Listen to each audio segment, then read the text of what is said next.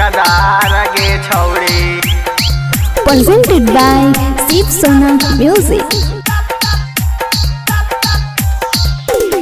हम चाहिए गया जिला के रंगदार गे छौड़ी।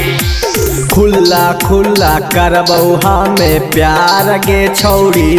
अच्छा। खुल्ला खुल्ला करबौ हमें प्यार गे छौड़ी। ओए होए। हम तहियो गया जिला के रंगदार गे छौड़ी। क्या? हम तहियो गया जिला के रंगदार गे छौड़ी। ओए होए। केकरो से ना डरा हो गया जिला गे छौड़ी।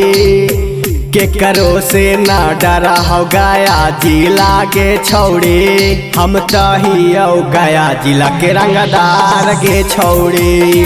हम तहियो गया जिला के रंगदार गे छौड़ी। रंगदार गे छौड़ी।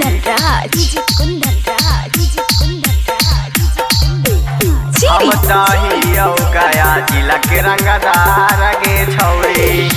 नेता विधायक करहो प्रणाम गे गया जिला में चला हो नाम गे। बान्हा ही हरियर का पगड़िया रोडे पर छौड़ी जाम लग जा हो गाड़िया। अच्छा। नेता विधायक करहो प्रणाम गे गया जिला में चला हो नाम गे। बान्हा ही हरियर का पगड़िया रोडे पे छौड़ी जाम लग जा हो गाड़िया। ओए होए।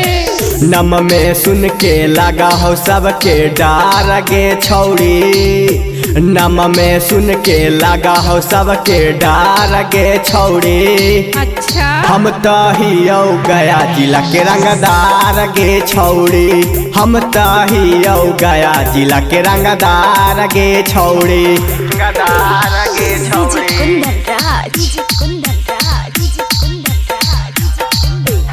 हम चाहिए गया जिला के रंगदार गे छौड़ी। काहे गे छौड़ी करही बहाना नास देबो छौड़ी सभे खजाना। हमरा से छौड़ी तू बोले ना ऐंठ के मारबो त छौड़ी रोमी बैठ के। क्या? काहे गे छौड़ी करही बहाना नास देबो छौड़ी सभे खजाना। हमरा से छौड़ी तू बोले ना ऐंठ के मारबो त छौड़ी रोमी बैठ के। धीरज यादव के लागौ ना केरो से डार गे छौड़ी। धीरज यादव के लागौ न केरो से डार गे छौड़ी। हम तहियो गया जिला के रंगदार गे छौड़ी। हम तहियो गया जिला के रंगदार गे छौड़ी। Presented by Shiv Sona Music.